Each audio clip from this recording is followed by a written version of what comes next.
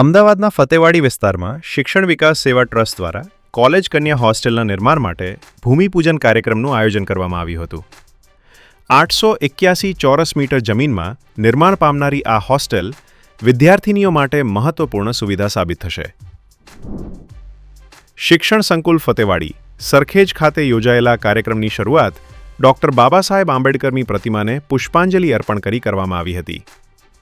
કાર્યક્રમમાં સામાજિક ન્યાય અને અધિકારિતા વિભાગના કેબિનેટ મંત્રી ડોક્ટર પ્રદ્યુમ્નભાઈ વાજા, સરખેજ વેજલપુરના ધારાસભ્ય અમિતભાઈ ઠાકર, ટ્રસ્ટીઓ તેમજ સમગ્ર પરગણા વણકર સમાજના આગેવાનો ઉપસ્થિત રહ્યા હતા.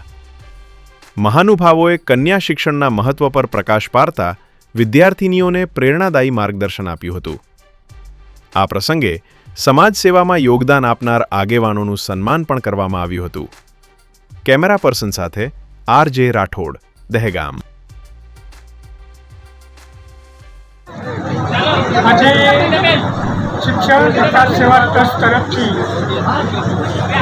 એક અગાઉ કોલેજ કન્યા છાત્રાલય બની ગયું છે અને 2 વર્ષથી કાર્યરત છે.